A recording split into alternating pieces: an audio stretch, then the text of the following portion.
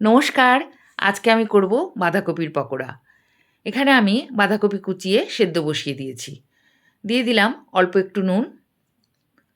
এখন এটা 10 মিনিটের জন্য ঢাকা দিয়ে দেব। 10 মিনিট হয়ে গেছে, এটা সেদ্ধ হয়ে গেছে। দিয়ে দিলাম অল্প একটু নুন। আগে যেহেতু নুন দিয়েছিলাম তাই নুনটা কম করেই দিলাম। দিয়ে দিলাম একটু ধনেপাতা কুচোনো। এখন দেব 1 টেবিল চামচ বেসন, 1 টেবিল চামচ চাল গুঁড়ো, আর আমি এখানে দেব 1 টেবিল চামচ ময়দা।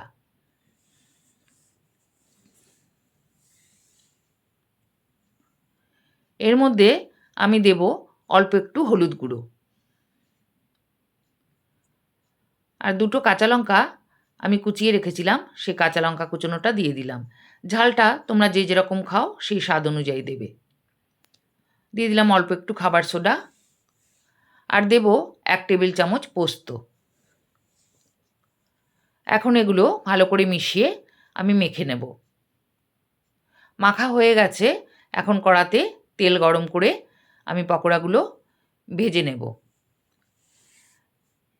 এক এক করে সমস্ত পকোড়াগুলো আমি তেলের মধ্যে দিয়ে দিলাম।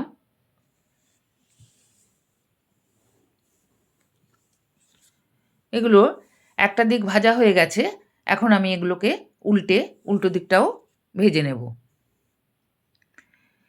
এইভাবে আমি সমস্ত পকোড়াগুলো ভালো করে দুটো দিকই ভেজে নেব। দুটো দিক ভালো করে ভাজা হয়ে গেছে। এখন আমি তেল ঝরিয়ে তুলে নিলাম। এই বাঁধাকপির পকোড়া তোমরা গরম ভাতের সাথেও খেতে পারো, আবার চায়ের সাথেও খেতে পারো। এই রেসিপিটা তোমাদের কেমন লাগলো অবশ্যই আমাকে একটা কমেন্ট করে জানাবে। আর যারা আমার চ্যানেলকে এখনও সাবস্ক্রাইব করোনি তারা সাবস্ক্রাইব করে দিয়ে পাশে থাকা বেল আইকনটি প্রেস করে দেওয়ার অনুরোধ রইল।